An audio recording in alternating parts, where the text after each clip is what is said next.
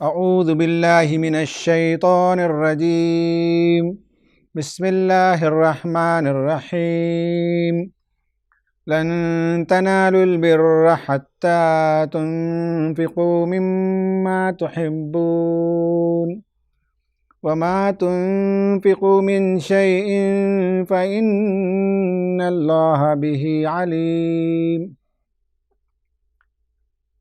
خواتین و حضرات، پارہ نمبر 4 کا خلاصہ انشاءاللہ بیان کیا جائے گا۔ اس پارے میں 2 صورتیں آتی ہیں، سورہ آل عمران کا بقیہ حصہ اور اس کے بعد سورہ نساء کا ابتدائی حصہ۔ سورہ آل عمران کے پہلے پارٹ پر کل گفتگو ہو چکی۔ آج اس میں 3 حصے الگ الگ ہیں، اس پر میں انشاءاللہ بات کروں گا۔ آل عمران کا دوسرا حصہ آیت نمبر 93 سے شروع ہو کر 120 تک چلے گا، بلکہ آیت نمبر 92 سے 120 تک۔ اس میں بنی اسرائیل کی جو ضد اور ہٹ درمی ہے اس پر گفتگو ہے۔ کل بتایا گیا تھا کہ بنی اسرائیل کو سیدھے سیدھے دعوت دی گئی اور بتایا گیا کہ دنیا جو تم سمیٹتے ہو، ساری دنیا کی دولت بھی دے کر آخرت میں اللہ تعالیٰ کے عذاب سے نجات پانا چاہو تو نہیں پا سکتے۔ اس وقت خرچ کرنے کا کیا مطلب ہے؟ نیکی کے درجے کو کوئی آدمی اس وقت تک نہیں پہنچ سکتا جب تک کہ اس کی محبوب ترین شے خدا کی راہ میں وہ خرچ نہ کر دے۔ دولت کسی کے لیے محبوب ترین ہو تو اس کا خرچ کرنا، جوانی کس کے لیے محبوب ترین ہو تو وہ اللہ تعالیٰ کی راہ میں لگانا، اسٹیٹس کسی کے لیے محبوب ترین ہو تو اسے خدا کی راہ میں لگا دینا، عہدے اور منصب کسی کے لیے سب سے عزیز ترین ہو تو اسے خدا کی راہ میں لگانا۔ جب تک عزیز ترین متاع کو خدا کی راہ میں نہیں لگایا جائے گا، حقیقی معنوں میں نیکی کے اعلیٰ درجے تک پہنچ نہیں سکتے۔ بنی اسرائیل کا جو حسد تھا نبی صلی اللہ علیہ وسلم کے سلسلے میں، وہ یہ تھا کہ بنی اسماعیل میں آپ پیدا ہوئے، تو جو اعتراضات وہ اٹھاتے تھے ان میں سے 2 اعتراضات کو اللہ تبارک و تعالیٰ نے یہاں نقل کیا اور اس کا جواب دیا۔ پہلی بات تو یہ کہ بجائے اعتراضات کرنے کے انہیں تو چاہیے تھا کہ نبی کریم صلی اللہ علیہ وسلم کی دعوت پر سیدھے سیدھے ایمان لے آتے۔ ایمان نہیں لانا تھا تو 100 بہانے بناتے تھے۔ ان میں سے ایک بات وہ یہ عرض کرتے تھے کہ مسلمانوں کو کیا ہو گیا ہے کہ ہماری شریعت میں جو چیزیں حرام ہیں اسے انہوں نے حلال کر لیا۔ واقعہ یہ ہے کہ شریعتوں میں اللہ تبارک و تعالیٰ نے حلال و حرام جو کچھ کیا ہے، اس کے علاوہ قوموں نے بعض اپنی ایجادات سے چیزوں کو حلال بھی کر لیا، حرام بھی کر لیا۔ حضرت یعقوب علیہ السلام کو بعض چیزیں پسند نہیں تھیں تو بعد میں ان کی امت نے سمجھ لیا کہ یہ حرام ہے۔ اب جب اسلام نے اسے حلال قرار دیا تو یہ ناک بھوں چڑھانے لگے اور کہنے لگے کہ ہماری شریعت میں جو چیز حرام ہے، کتابوں میں لکھا ہوا ہے کہ اونٹ کا گوشت یا وہ گوشت جس میں چربی لگی ہوئی ہو، حضرت یعقوب علیہ السلام کو پسند نہیں تھا۔ اب یہ ہے کہ لوگوں نے اسے پرماننٹ حرام سمجھ لیا، اسلام نے اسے حلال قرار دے دیا تو واویلا مچانے لگے۔ تو بتایا کہ یہ فقہی موشگافیاں چھوڑو اور صحیح اسپرٹ کے ساتھ اسلام کی تعلیمات کو قبول کرو۔ دوسری بات کہ کیا اللہ تعالیٰ خیال بدلتے رہتا ہے کہ کبھی بیت المقدس کو قبلہ قرار دیا اور کعبۃ اللہ کو بنا دیا گیا، ایسا کیسے؟ تو اللہ تبارک و تعالیٰ نے بتایا کہ تمہیں معلوم ہونا چاہیے کہ بیت المقدس کی تاریخ اور کعبۃ اللہ کی دونوں میں سب سے قدیم ترین گھر کعبۃ اللہ ہے۔ ان اول بیت وضع للناس للذی ببکۃ مبارکہ۔ نہ صرف حضرت ابراہیم علیہ السلام بلکہ تاریخ سے معلوم ہوتا ہے کہ اول ترین گھر روئے زمین پر اگر کوئی بنایا گیا خدا کی عبادت کے لیے تو وہ کعبۃ اللہ ہے۔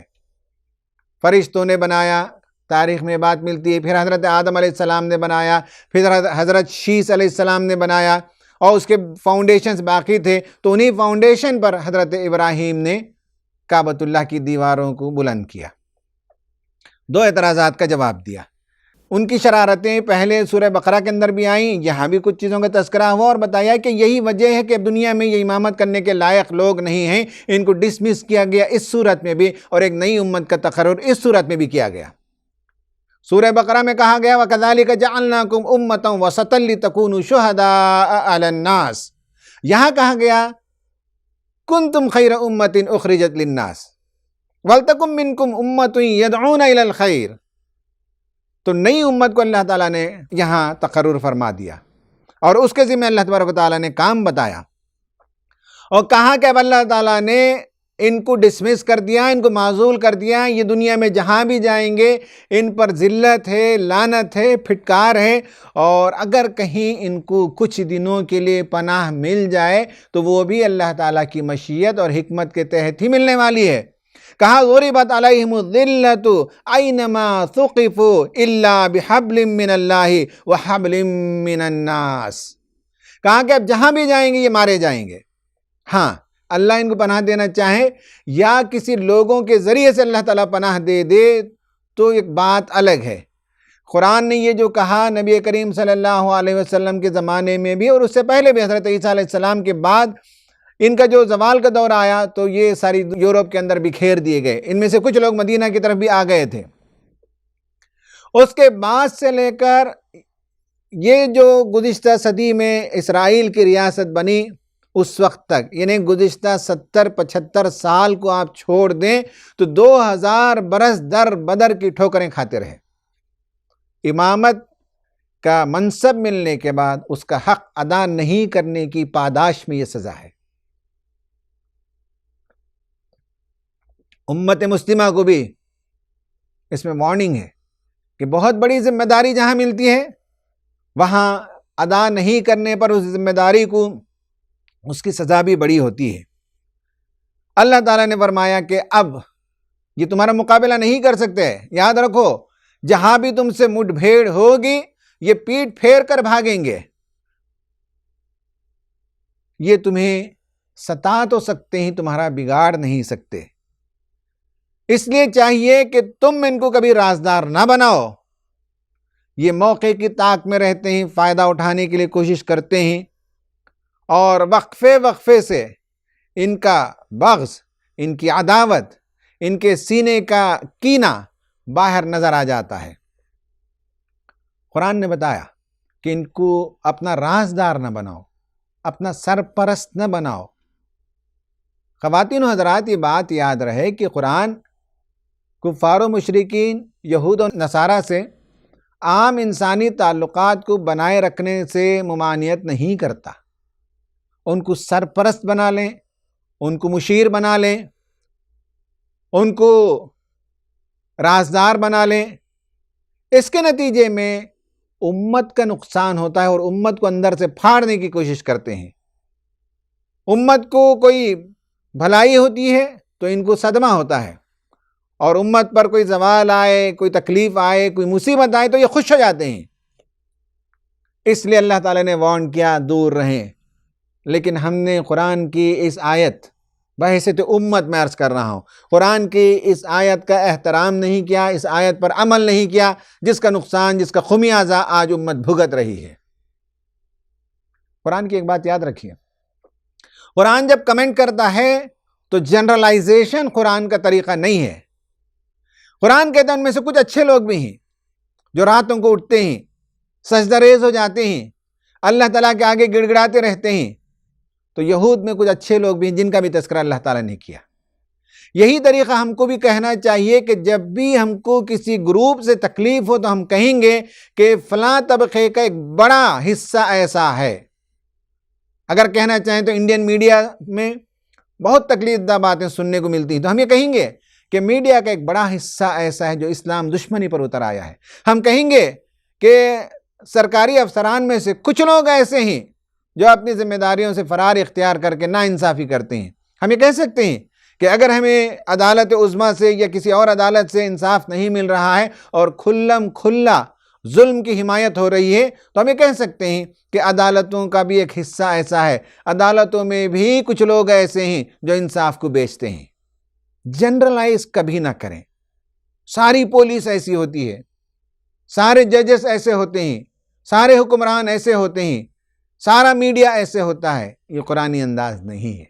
جو ظلم کرتے ہیں ان کو آپ الگ کر کے بتائیے، اور جو انصاف پر قائم ہیں ان کو الگ کر کے بتائیے۔ کہا کہ یہ یہود و نصارہ یہ وہ لوگ ہیں جو اپنے بغض کو، اپنے عناد کو باتوں بات میں کبھی ظاہر کر دیتے ہیں۔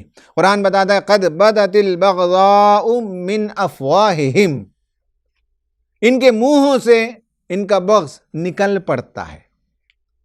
ایسا ہی ہے، بہت سے لوگوں کا آپ دیکھیں گے کہ نام ان کا بہت روشن، بڑے انصاف پسند، اور انسانوں کے درمیان صلح صفائی کرنے والے، جھنڈا بہت بلند ہوتا ہے، لیکن اچانک معلوم ہو جاتا ہے جب وہ کہہ دیتے ہیں کہ ہم ہندوستان کو سیریا بنا دیں گے، تو فوراً پتہ چلتا ہے کہ ان کے دل کا بغض باہر آ گیا۔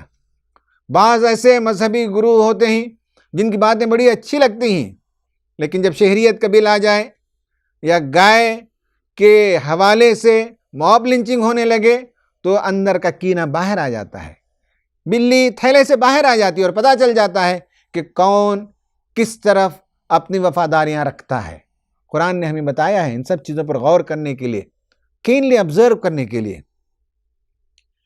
تو یہ پہلا حصہ یہاں آ کر ختم ہوتا ہے، اور اللہ تعالیٰ نے بتایا کہ یہ تمہیں تکلیف تو پہنچانے کی کوشش کریں گے، لیکن اگر تم وَإِن تَصْبِرُوا وَتَتَّقُوا لَا يَضُرُّكُمْ كَيْدُهُمْ شَيْئًا، اگر تم صبر کا رویہ اختیار کرو اور تقوی پر قائم رہو تو ان کے قید، ان کا مکر تمہیں کچھ نقصان نہیں پہنچا سکتا۔ خواتین حضرات یہ بات یاد رکھیے، دو صفات، صبر اور تقوی، صبر اور تقوی، صبر اور تقوی، قرآن میں کئی مرتبہ آیا ہے کہ جب تک یہ دونوں چیزوں کو تھامے رہیں گے دنیا میں تمہارا کوئی نقصان نہیں پہنچا سکتا۔ تمہارا پیر پھسل جائے، تم اپنے موقف سے ہٹ جاؤ، تم اللہ تعالیٰ کو ڈرنے کے بجائے کسی اور سے ڈرنے لگو، تو پھر اس کے بعد اللہ تعالیٰ کی طرف سے کوئی گارنٹی نہیں ہے۔ غلبے کے لیے یہ دو صفات کا ہونا بہت ضروری ہے۔ یہ پہلا سیکشن ختم ہوا، آیت نمبر 92 سے شروع ہو کر آیت نمبر 120 تک بنی اسرائیل کو معزول کیا، اور امت مسلمہ کو اللہ تعالیٰ نے امامت کے درجے پر فائز کیا، اور بتایا کہ اللہ کا تقوی اختیار کرو، تم سب مل کر اللہ تعالیٰ کی رسی کو مضبوطی سے تھام لو، اور تم میں سے ایک گروہ ایسا ہونا چاہیے جو امر بالمعروف نہی عن المنکر کا فریضہ انجام دے، اس لیے کہ تم بہترین امت ہو جو لوگوں کے لیے نکالی گئی ہے، اور تم لوگوں کے درمیان امر بالمعروف نہی عن المنکر کا کام کرتے ہو۔ یہ آیتیں اس میں آ گئیں۔ اس کا دوسرا سیکشن ہے وہ یہ کہ بے صبری اور تقوی کے خلاف رویہ اختیار کرنے کی ایک مثال اللہ تعالیٰ نے دی، وہ ہے غزوہ احد۔ غزوہ احد نبی صلی اللہ علیہ وسلم نے کفار و مشرکین کے ساتھ جو جنگ لڑی اس میں 2 نمبر کی جنگ رہی۔ جنگ بدر کے بعد یہ دوسرا موقع آیا، اور اگر حاجی حضرات مدینہ جاتے ہیں تو وہ دیکھتے ہیں کہ آج کل مدینہ شہر کے اندر ہی شامل ہے، کسی زمانے میں مدینہ سے باہر وہ علاقہ تھا، اب آپ جاتے ہیں تو وہ حیت، وہ کیفیت نظر نہیں آتی۔ کسی زمانے میں خود مجھے بہت پہلے جانے کا موقع ہوا تو وہ احد کا پورا علاقہ خالی تھا، سنسان تھا، اور پہاڑ نظر آتے تھے۔ اب تو آبادیاں بس گئیں، اب تو اس کا پورا شیپ بدل دیا گیا۔ وہاں نبی صلی اللہ علیہ وسلم گئے، کفار و مشرکین مکے سے چڑھائی کرنے کے لیے آئے، اور وہ 3000 کا لشکر لے آئے۔ نبی صلی اللہ علیہ وسلم 1000 لوگوں کو تیار کر کے لے گئے، اور بیچ میں سے 300 منافقین واپس مدینہ چلے گئے۔ 700 لوگوں کو لے کر نبی صلی اللہ علیہ وسلم جنگ کی تیاری فرمائی، وہاں جا کر مورچہ سنبھالا، اور ایک چھوٹا سا ٹیلہ ہے وہاں کچھ صحابہ کرام کو کھڑا کیا، اور ہارس شو شیپ میں پہاڑ موجود ہے، تو صحابہ کو ایسے کھڑا کیا کہ ان کے پیٹھ کی طرف پہاڑ ہے، یعنی پروٹیکشن ہے، پیچھے سے کوئی مار نہیں سکتا، اور سامنے یہ ہارس شو ہے، اور اس کے سامنے ٹیلے پر چند صحابہ کو کھڑا کر دیا۔ اب کفار و مشرکین کو آنے کا ایک ہی راستہ تھا۔ جنگ ہوئی، مسلمان اس میں جیت گئے، کفار و مشرکین بھاگنے لگے، تو جن لوگوں کو ٹیلے پر کھڑا کیا گیا تھا انہوں نے دیکھا کہ اب مشرکین بھاگ رہے ہیں، تو مال غنیمت سمیٹنے کے لیے نیچے دوڑ کر آ گئے۔ حالانکہ رسول اللہ نے کہا کہ دیکھو، اگر ہماری لاشوں کو کوے اور چیل نوچ کر کھانے لگے تب بھی تم کو اپنی جگہ کو نہیں چھوڑنا ہے۔ چھوڑ دیا انہوں نے، نیچے آ گئے۔ کفار و مشرکین کے سرداروں نے دیکھا کہ مورچہ خالی ہو گیا ہے، تو وہ پیچھے سے گھوم کر آئے اور آ کر پھر ایک بار انہوں نے حملہ کر دیا. بہت نقصان ہوا مسلمانوں کا. 70 صحابہ اکرام رضوان اللہ تعالی علیہم اجمعین شہید ہوئے. نبی صلی اللہ علیہ وسلم کے دندان مبارک شہید ہوئے. آپ زخمی ہوئے. آپ کو بڑی تکلیف ہوئی. یہ سب کچھ واقعہ ہوا تو قرآن نے اس پر تبصرہ کیا. آیت نمبر 121 سے 189 تک قرآن نے تبصرہ کیا، اور یہ تبصرہ مسلمانوں پر 17 نکات کی شکل میں آپ کے سامنے پیش کروں گا. نمبر 1 یہ ہے کہ اس جنگ میں جو جیتی ہوئی جنگ تھی، ہار گئے مسلمان، تو اس میں پہلا جو فیکٹر تھا وہ یہ کہ اللہ پر بھروسہ رکھنا چاہیے تھا.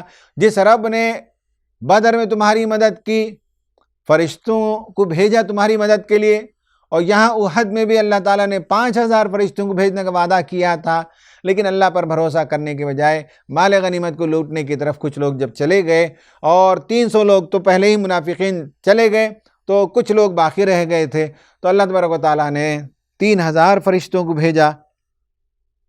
اور وہ اس وجہ سے مفسرین لکھتے ہیں کہ 300 لوگ جو چلے گئے، اس کے عوض میں اللہ تعالیٰ نے کہا کہ 300 چلے جائیں تو کیا ہے، 3000 فرشتے ہم بھیجتے ہیں. اللہ تعالیٰ کے لیے کوئی تعداد میں اس کے پاس کوئی کمی نہیں ہے، اس کے لشکر کی کوئی کمی نہیں ہے، لیکن صحابہ اکرام کو بتانے کے لیے کہ تمہیں غم کرنے کی ضرورت نہیں ہے. اگر تمہارے جتھے سے 300 لوگ الگ ہو کر چلے جاتے ہیں تو 3000 فرشتوں کو اللہ تعالیٰ نے بھیجا. اس پر بھروسہ کرنے کے بجائے مال و دولت کی طرف لوگ متوجہ ہو گئے تو جیتی ہوئی جنگ ہار گئے.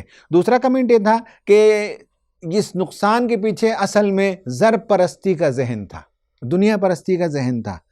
بخل، نفرت، غضب، یہ سب دنیا پرستی کے ساتھ، زر پرستی کے ساتھ آتا ہے. تو یہ دوسری وجہ ہے. تیسری وجہ یہ ہے کہ رسول کی اطاعت میں کمی ہو گئی. رسول نے کہا کہ اس ٹیلے کو نہیں چھوڑنا ہے، اس پہاڑی کو نہیں چھوڑنا ہے، لیکن اطاعت میں کمی آ گئی. چوتھے نمبر پر مسابقت، کمپٹیشن، دوڑ دھوپ، بجائے اس کے کہ وَسَارِعُوا إِلَى مَغْفِرَةٍ مِّن رَبِّكُمْ وَجَنَّةٍ عَرْضُهَا السَّمَاوَاتُ وَالْأَرْضِ، آسمانوں زمین کی وسعت جیسی جو جنت ہے، اس جنت کے لیے اور اللہ کی مغفرت کے لیے دوڑ لگانے کے بجائے مال و دولت کی طرف لوگ غنیمت کی طرف دوڑ لگانے لگے، مسابقت کرنے لگے. حضرات آج ہمارے درمیان بھی ایسا ہی ہو چکا ہے. ہماری مسابقتیں کس پر ہیں؟ ہمارا اجتماع کتنا عظیم الشان ہوتا ہے، ہمارے گاؤں کی مسجد کتنے کروڑ روپے کی بنی ہے، مدرسے کے لیے کتنا بڑا چندہ لے کر آئے، اور اداروں کے عہدوں پر کتنے سال سے براجمان ہیں. ان چیزوں پر ہماری مسابقت ہے. حالانکہ مسابقت نیکی کو پھیلانے میں، ظلم کے خاتمے کے لیے، انصاف کے قیام کے لیے، بندگان خدا کی خدمت کے لیے، علمی معاملے میں اسلام کی خدمت کرنے کے لیے مسابقت ہونی چاہیے تھی.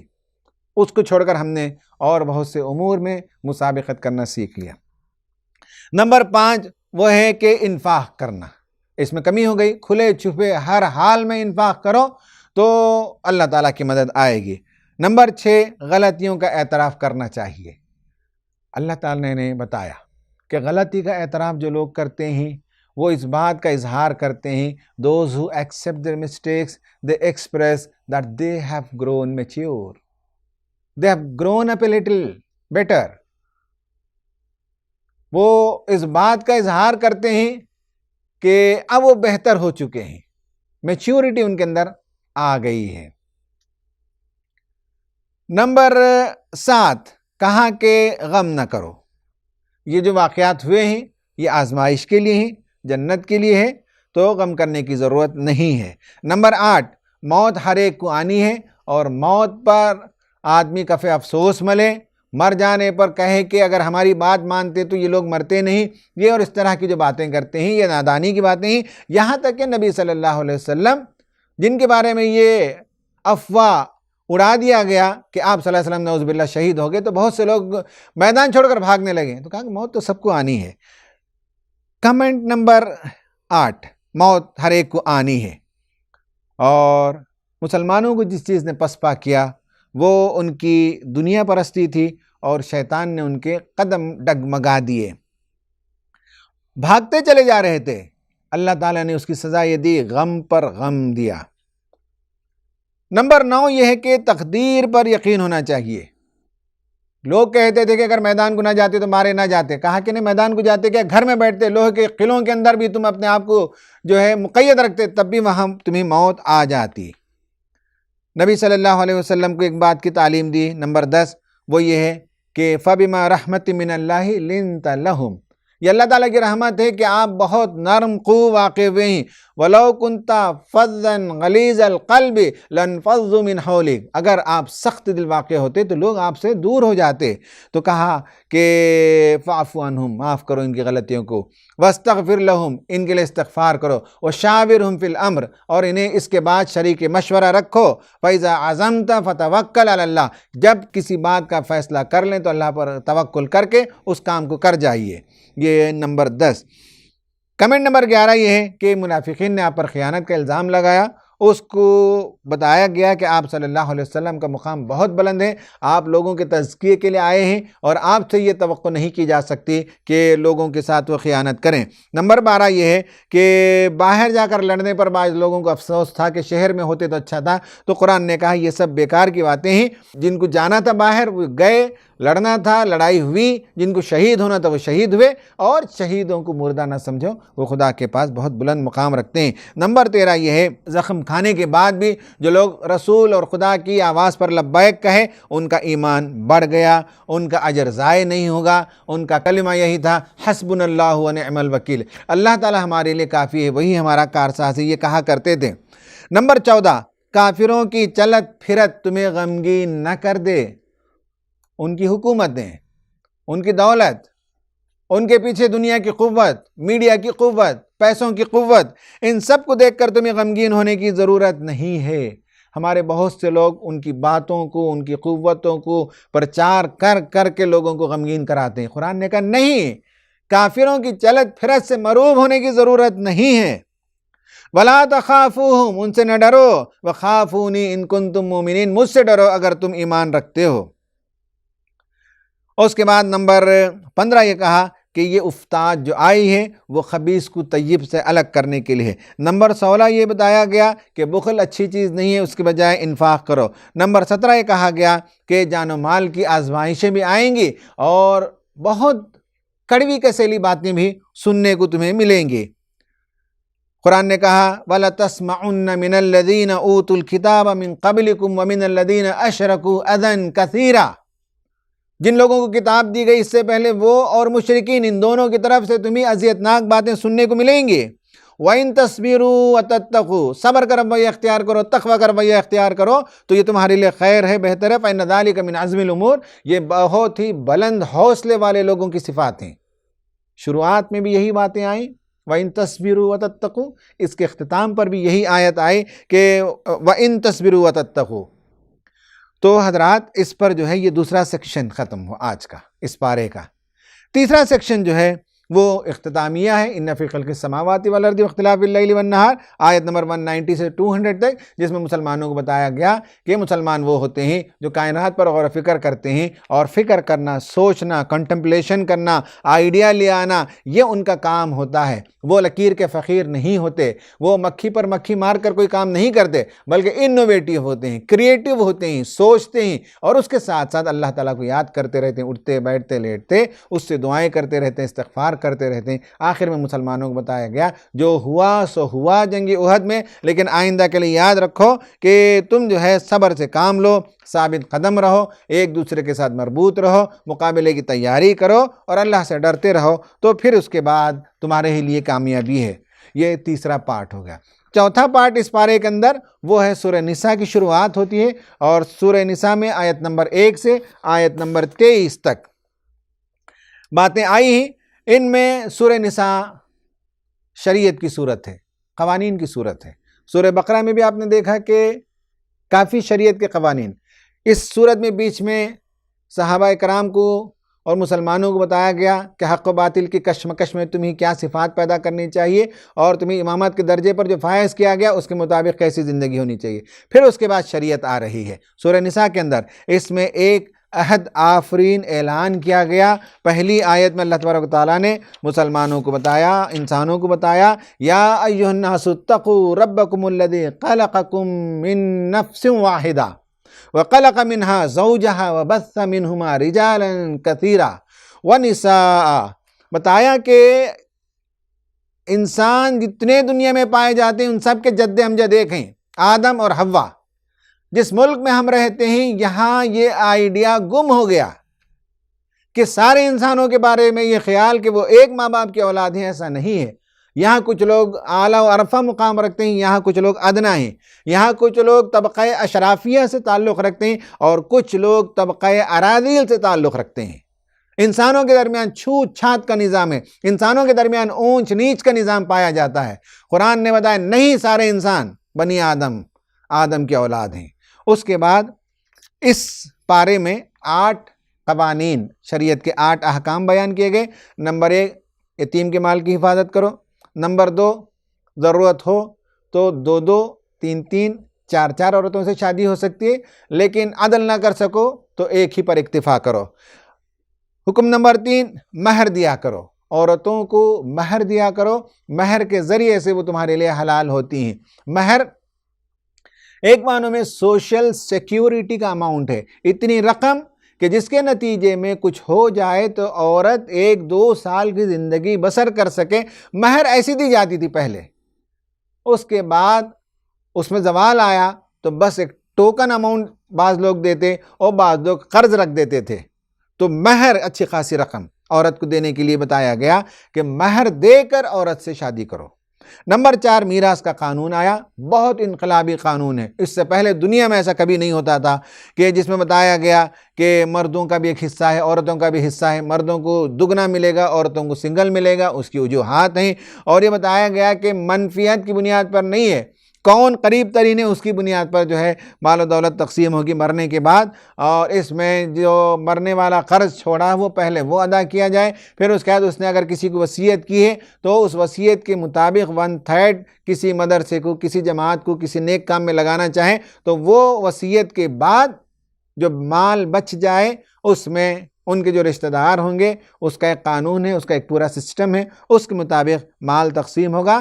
تلک حدود اللہ، یہ اللہ تعالیٰ کے حدود ہیں، یہ اسے توڑنا نہیں چاہیے۔ میراث کے سلسلے میں آج امت کے اندر غلطیاں پائی جاتی ہیں، عورتوں کا حق نہیں دیا جاتا ہے۔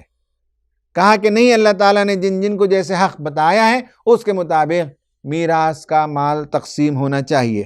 نمبر 5، بدکار عورتوں کو سزا دو، گھر میں باندھ کر رکھو، یا تو توبہ کریں یا کوئی قانون آ جائے تو بعد میں چل کر جب سورہ نور نازل ہو گئی تو اس میں اللہ تبارک و تعالیٰ نے قانون بتا دیا۔